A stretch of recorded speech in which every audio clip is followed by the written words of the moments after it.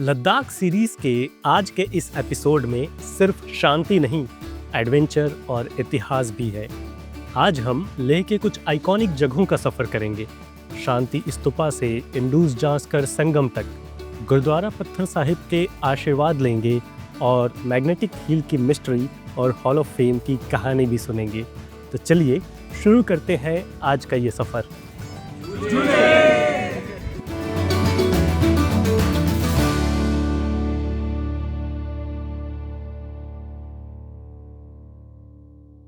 Good morning everyone. आज day 2 है लेह में और आज का दिन बहुत एक्साइटिंग होने वाला है क्योंकि आज हम लेह एक्सप्लोर करने वाले हैं। पहला दिन पूरा अपनी बॉडी को हमने यहाँ पे रेस्ट दिया, एडजस्ट किया ताकि हम इस नए एनवायरनमेंट में ढल सकें। ऑक्सीजन की थोड़ी थोड़ी कमी महसूस हो रही थी, बट आज कल के मुकाबले थोड़ा बेटर फील हो रहा है एंड आई होप कि आज पूरी एनर्जी के साथ मैं लेह को एक्सप्लोर कर पाऊँगा। कल हमने ऑल्दो थोड़ा मार्केट एक्सप्लोर किया था, बट बहुत ज़्यादा एक्सप्लोर नहीं किया। कल पूरा दिन हमने रेस्ट ही किया और अभी हम ब्रेकफास्ट करेंगे और फिर 9 बजे शार्प यहाँ से हम लेह एक्सप्लोर करने के लिए निकल जाएंगे। लेह के इस सफ़र में हमने कल रात गुजारी होटल जनांग में, जहाँ बाहर का नज़ारा काफ़ी खूबसूरत है। और मैं अभी बैठा हूँ अपने होटल के लॉन एरिया में। यहाँ पे मिनी गार्डन है और सबसे अच्छी बात है कि यहाँ पे जो भी वेजिटेबल्स हैं यहीं पे उगाए जाते हैं। I just show you. तो मेरे पीछे आप देखोगे कि यहाँ पे गोभी हुई है, कुछ यहाँ पे साग उगे हुए हैं। I can not recognise them properly. मुझे पालक लग रहा है but I am not sure if it is पालक और नॉट। तो यहीं पे सारे जो हैं सब्जियां उगाई गई हैं और यही यहाँ पे होटल में बनाए जाते हैं। ये तो कोरिएंडर है, काफ़ी अच्छा लग रहा है। और द बेस्ट थिंग इज़ कि यहाँ पे एप्पल का ट्री भी है। यहाँ पे तो इकलौता ट्री है, बस उस साइड बहुत सारे ट्रीज़ हैं और यहाँ पे एप्पल जो है लगा हुआ है। मैं आपको अच्छे से दिखाता हूँ। ये देखो आप, फ्रेश एप्पल यहाँ पे लगे हुए हैं और ये तोड़ के जो है मैं एप्पल यहाँ से खा रहा था। तो कितना अच्छा है। This is the garden area and this is the hotel जनांग वेयर आई एम स्टेइंग। है ना खूबसूरत। And let me show you the other part of this hotel, जहाँ पे बाहर सिटिंग एरिया है, बॉनफायर के लिए जगह है और यहाँ पे भी किचन गार्डन है। और इस साइड पे एप्पल के जो ट्रीज़ हैं काफ़ी सारे लगे हैं और इनमें एप्पल भी काफ़ी भर भर के यहाँ पे लगा हुआ है। मुझे याद है लास्ट टाइम जब मैं हिमाचल ट्रिप में गया था, ये एप्पल के ट्रीज सूखे हुए थे, लेकिन अभी बहुत खुशी हो रही है देख के ये एप्पल्स यहाँ पे ऐसे ग्रो हुए हैं। थोड़ी सनलाइट आ रही है, मैं इस साइड से दिखाता हूँ। ये देखिए, ये सारे एप्पल जो है यहाँ पे इस ट्री में भर भर के लगे हैं यार। एंड यू कैन जस्ट यहाँ से आप प्लग करके आराम से तोड़ सकते हो और खा सकते हो। बहुत ही फ्रेश एप्पल है, ठीक है। तो बहुत अच्छा लग रहा है देख के ये। और ऐसे यहाँ पे 6-7 कम से कम ट्रीज़ लगे हुए हैं।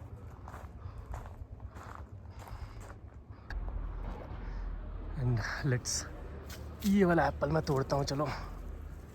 तो ये वाला जो फ्रेश एप्पल है ये खाते हैं अभी। बिल्कुल ये अभी अभी फ्रेश मैंने तोड़ा है and I can eat this. काफ़ी अच्छा है। और ब्रेकफास्ट करने के बाद हम निकल चलते हैं लेह घूमने। हमारा ग्रुप अपने टेम्पो ट्रैवलर्स में निकल पड़ता है एक दिन भर के सफ़र पर, जहां एडवेंचर और लद्दाख के कुछ आइकॉनिक नज़ारे हमारा इंतज़ार कर रहे हैं।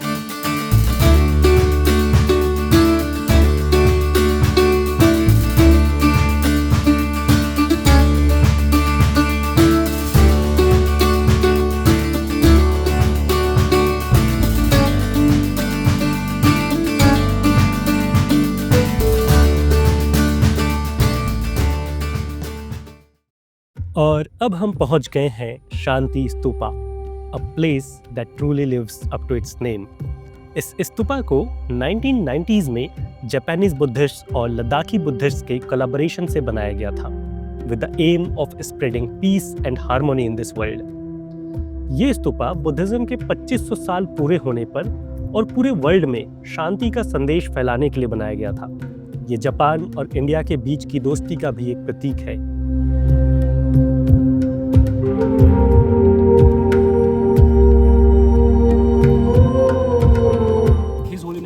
दलाई लामा जो थे उस टाइम, अभी वही 114 कंटिन्यू कर रहे हैं। उन्होंने यहाँ पूजा की थी, उसके बाद इसका इनॉग्रेशन हुआ था फॉर जनरल पब्लिक। सो पूरे वर्ल्ड में काफ़ी शांति स्तूपास बने थे, उसमें 7 बने थे इंडिया में। This is one of them. So अभी ऊपर आके मैं शांति स्तूपा के चक्कर लगा रहा हूँ क्लॉकवाइज। 3 लेयर यहाँ पे हैं। सो काफ़ी शांति मिल रही है यहाँ पे जो पूरी ज्योग्राफी है और यहाँ जो शांत एनवायरनमेंट है, काफ़ी अच्छा लग रहा है। This whole terrain I can not express in words, the camera can not do justice to it. You have to come here in Ladakh and experience it. I think this is the first stupa जो मैं visit कर रहा हूँ। अब तक सिर्फ किताबों में ही पढ़ा था मैंने और काफ़ी अच्छा लग रहा है यार। शांति स्तूपा का स्ट्रक्चर 2 लेवल्स का है। पहला लेवल एक सेंट्रल धर्म चक्रा का रेलिक दिखाता है जिसमें दोनों तरफ हिरण की मूर्तियां हैं। यहाँ एक गोल्डन बुद्धा इमेज भी है जो धर्म चक्र या टर्निंग व्हील ऑफ धर्मा को रिप्रेजेंट करता है, which is the central idea of Buddhism. दूसरा लेवल बुद्धा के जीवन के कुछ इंपॉर्टेंट मूवमेंट्स को दिखाता है। उनका जन्म, महानिर्वाणा और मेडिटेशन के दौरान उन्होंने कैसे डेविल्स को हराया। इनसे बहुत कुछ सीखने को भी मिलता है और यहाँ का आर्ट काफ़ी लाइवली लगता है, as if you are truly living this movements.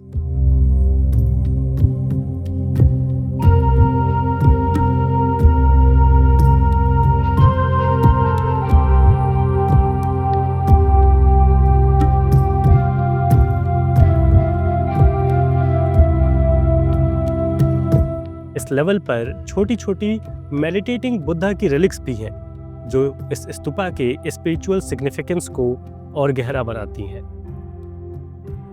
यहाँ से लेह का पैनोरामिक व्यू काफ़ी शानदार लगता है। ऐसा लगता है जैसे पूरा लेह आपके सामने हो।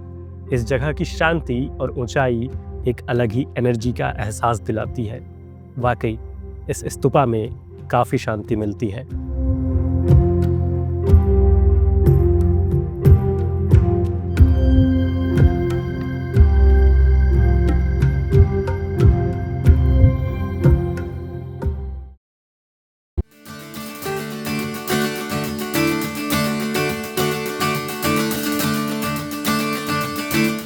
सो और नेक्स्ट स्टॉप इज़ इंडूज़ और जास्कर का संगम।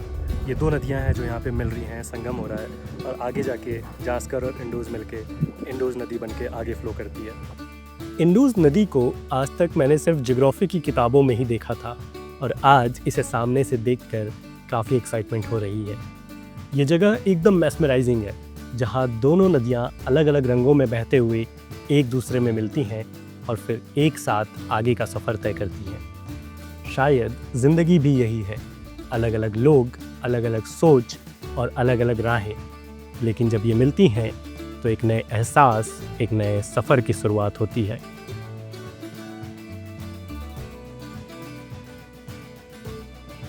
और आज का अगला पड़ाव है मैग्नेटिक हील, लेह की एक ऐसी जगह जो नेचर और साइंस का एक अनोखा खेल दिखाती है। So right now I am standing at the magnetic hill, जहाँ पे ग्रेविटी डिफाई होती है और काफ़ी फेमस एरिया है ये, काफ़ी क्राउडेड भी है। यहाँ पे काफ़ी लोग फ़ोटो शूट करा रहे हैं, काफ़ी सीनिक एरिया है। और इस साइड पे जो है, this is the original magnetic hill.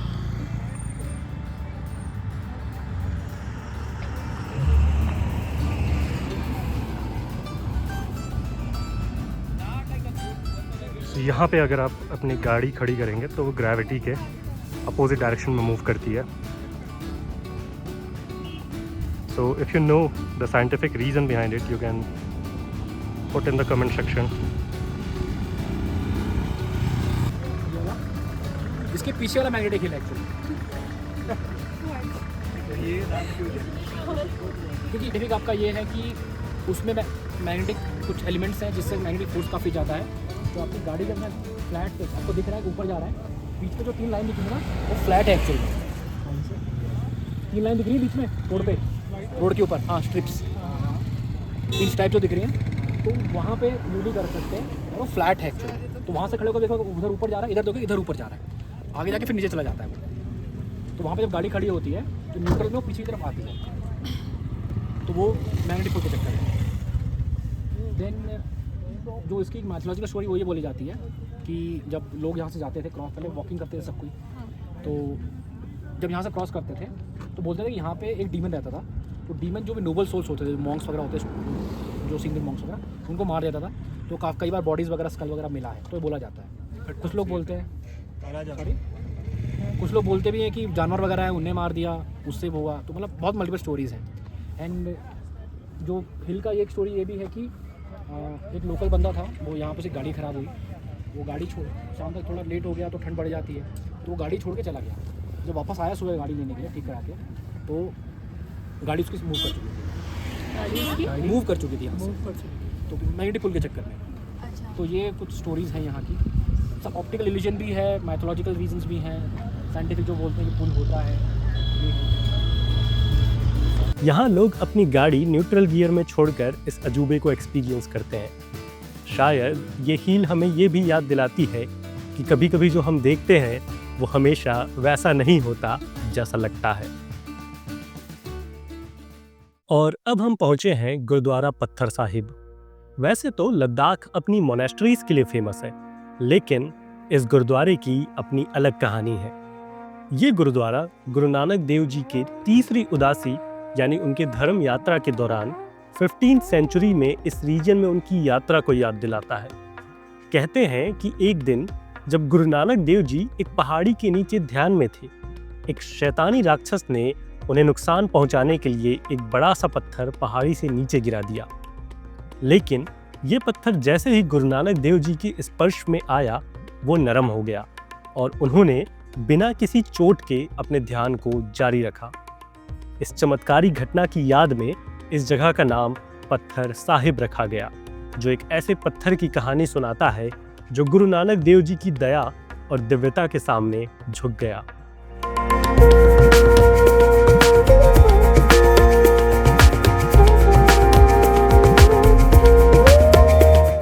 यहाँ हमने दर्शन किए और फिर लंगर का प्रसाद प्राप्त किया। ये मेरा पहला लंगर का एक्सपीरियंस था और सच कहूँ तो उस सेवा और प्रेम को देखकर मैं अपने आप को रोक नहीं पाया।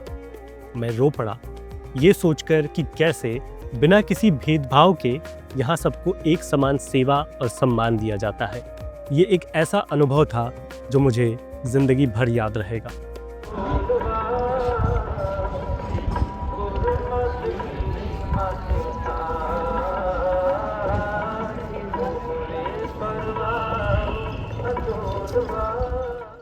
और आज का अंतिम पड़ाव है हॉल ऑफ फेम, एक ऐसी जगह जो हमें ना सिर्फ लद्दाखी संस्कृति से रूबरू कराती है, बल्कि उन वीर जवानों की कहानियों को भी याद दिलाती है जिन्होंने अपनी ज़िंदगी देश के लिए कुर्बान कर दी।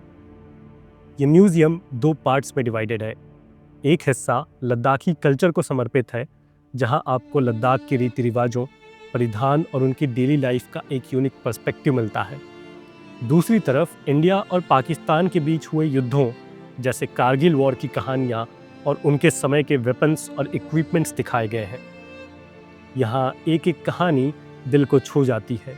जवानों की हिम्मत, उनका बलिदान और उनकी देशभक्ति का एहसास यहाँ हर कोना महसूस कराता है।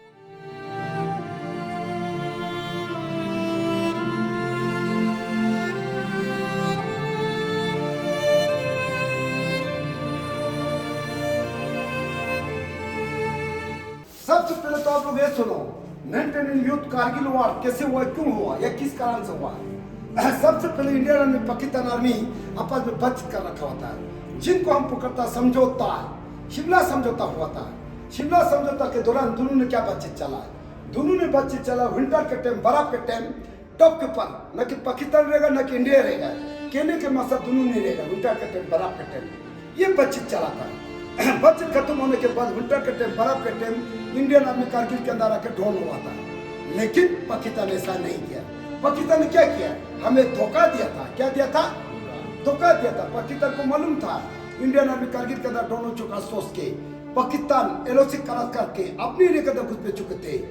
अपनी एरिया के अंदर कहाँ घुसा था पाकिस्तान एलओसी क्रॉस करने के बाद, दराज के अंदर, तोलोलिंग, फवलफुजिरू, डगार हिल, फोरेस्ट संपर्क के अंदर, कारगिल के अंदर, कसर, मद्दास, 508 बटालिक के अंदर, यल्दोर, जुबारेड, मंतोदालो, खडुआबार, छोरबारला, टोटल पाकिस्तान बटालिक से लेके कारगिल से लेके दराज तक 134 किलोमीटर की एरिया के अंदर आ चुका था, अब नहीं करता 134 किलोमीटर एलओसी क्रॉस करके। तब भी इंडियन आर्मी को पता नहीं चला। पता इसीलिए नहीं चला था क्योंकि पहले से बातचीत कर रखा था, समझौता हो रखा था। वो भरोसे पर इंडियन आर्मी कारगिल के अंदर आके ड्रोन हुआ था, ऐसे ड्रोन नहीं हुआ था। ये हॉल ऑफ फेम सिर्फ एक म्यूजियम नहीं, एक श्रद्धांजलि है उन सभी जवानों को जिन्होंने हमें शांति में जीने का अधिकार दिया।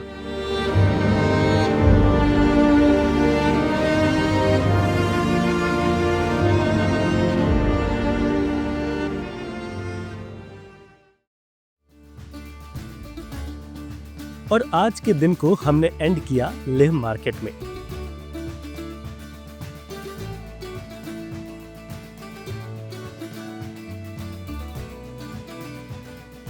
डिनर के लिए हमने विजिट किया नमजा, एक फाइन डाइनिंग रेस्टोरेंट जो ऑथेंटिक लद्दाखी क्विजीन सर्व करता है। जहां हमने ट्राई किया लद्दाख के पॉपुलर मोमोज और बटर टी, जो मेरी एक्सपेक्टेशन से काफ़ी ज़्यादा अच्छी लगी। ये डिनर दिन का एक परफेक्ट एंड था, अच्छा खाना, अच्छे लोग और लद्दाख का असली स्वाद। आज का दिन लेह के उन खास पलों का था।